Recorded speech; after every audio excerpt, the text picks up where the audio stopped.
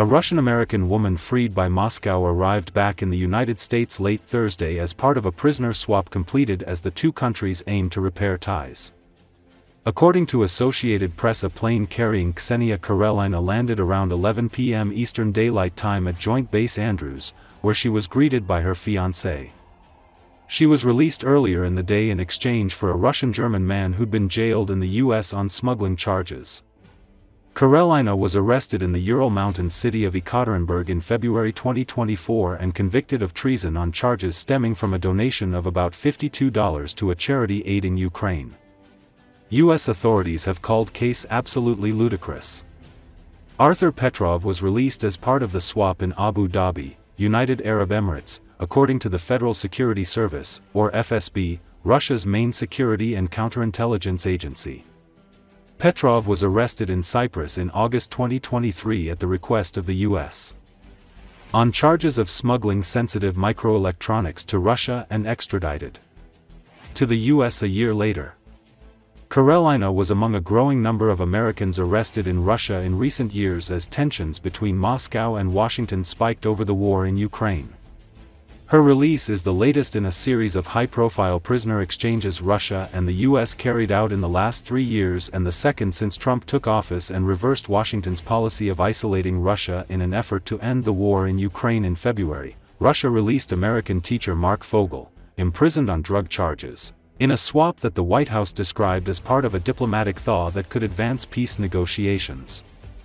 That same month, Russia released another American just days after arresting him on drug smuggling charges.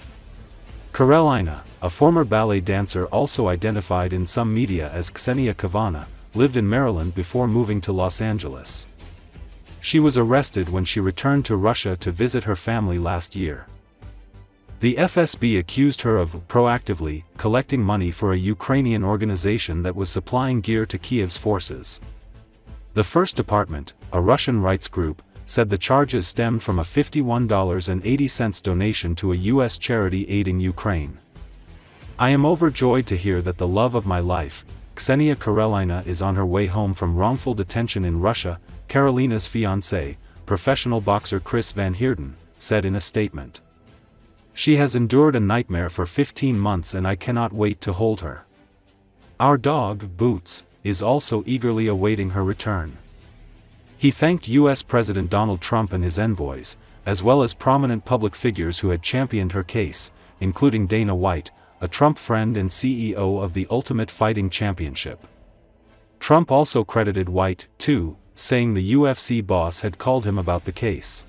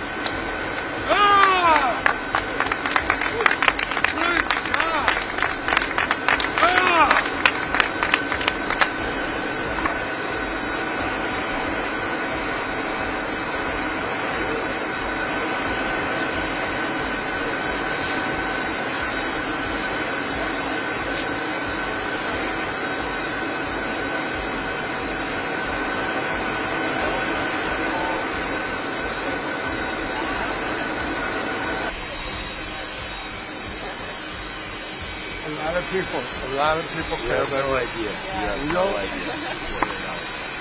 Do you want to go inside and get warm?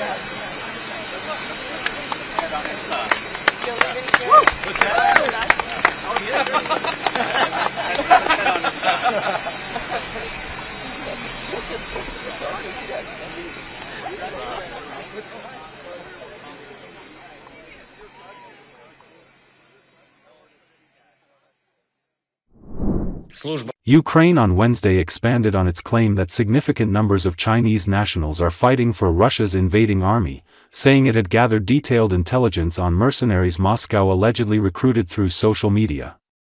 According to Associated Press in China, officials called the allegations totally unfounded. The Ukrainian accusation and Chinese denial come as the U.S. strives to secure a ceasefire in the more than three-year war.